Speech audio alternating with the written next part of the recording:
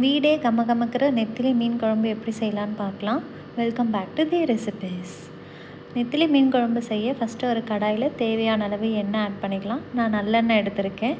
கூடவே 6 பல் பூண்டு நல்லா கொஞ்சம் வதங்கி வந்தப்புறம் ஒரு பெரிய வெங்காயத்தை நீளமாக கட் பண்ணி உள்ளே ஆட் பண்ணிக்கலாம். ரொம்ப பொடியாக கட் பண்ணணும்னு இல்லை, ஏன்னா நம்ம மிக்ஸி ஜாரில் அரைக்க தான் போகிறோம்.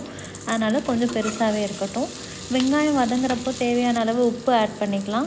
கூடவே ஒரு தக்காளி நீளமாக கட் பண்ணி தக்காளியும் சேர்த்து நல்லா வதக்கிக்கலாம். இப்போ தக்காளி வதங்குறதுக்கு தேவையான அளவு மஞ்சள் தூள், மிளகாத்தூள், தனியாத்தூள் எல்லாம் சேர்த்துட்டு காரத்துக்கு ஏற்ப 2 வரமிளகாய் சேர்த்து நல்லா வதக்கி எடுத்துக்கலாம். இப்போது இது நல்லா வதங்கிருச்சு, அந்த வாசனை ஃபுல்லாக போயிடுச்சு. இந்த ஸ்டேஜில் அடுப்பை ஆஃப் பண்ணிவிட்டு இது ஆறுனதும் ஒரு மிக்ஸி ஜாரில் போட்டு நல்லா நைஸாக அரைச்சி எடுத்துக்கலாம். இப்போ இது நல்லா அரைச்சி எடுத்தாச்சு. இதை ஒரு ஓரமாக வச்சிடலாம். இன்னொரு பேனில் தேவையான அளவு நல்லெண்ணெய் ஊற்றிட்டு அதில் தாளிப்புக்கு கடுகு, சோம்பு, கொஞ்சம் வெந்தயம் போட்டு நல்லா வறுத்து எடுத்துக்கலாம். வெந்தயம் கருகிடக்கூடாது, கருகுனா அதோட டேஸ்ட் மாறிடும். அதனால் லோ ஃப்ளேமில் வச்சே ஃபுல்லாக வறுத்து எடுத்துக்கலாம்.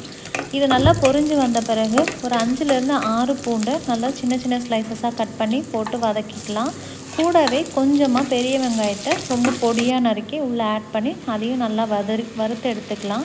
இது வறுபட்ட பிறகு நம்ம அரைச்சி வச்சுருக்க தக்காளி பேஸ்ட்டை உள்ளே மிக்ஸ் பண்ணி விட்டுடலாம். மிக்ஸ் பண்ணிவிட்டு இதுலேயே தேவையான அளவு தண்ணியும் நம்ம ஆட் பண்ணிக்கலாம். இப்போது நல்லா இது ஒரு கொதி வரட்டும். இப்போ இது நல்லா கொதித்து வந்த பிறகு நான் 1/2 லெமன் சைஸ் புளி எடுத்து அதை கரைச்சி அந்த தண்ணியை ஆட் பண்ணிக்கிறேன். புளி ரொம்ப அதிகம் சேர்த்த வேண்டாம், டேஸ்ட் மாறிடும். இப்போது தனியாத்தூள் கொஞ்சம் ஆட் பண்ணிக்கலாம். தனியாத்தூள் ஆல்ரெடி நம்ம முன்னாடி போட்டிருக்கோம். இப்போவும் கொஞ்சம் போட்டோம் அப்படின்னா நல்ல டேஸ்ட் இருக்கும். இப்போ இது நல்லா கொதித்த ஸ்டேஜில் புளி மணம் எல்லாம் போன அப்புறம் நம்ம உப்பு, மஞ்சத்தூள் போட்டு பரட்டி வச்சுருக்க நம்ம நெத்திலி மீனை போட்டுட்டு நல்லா கலக்கி விட்டுறலாம்.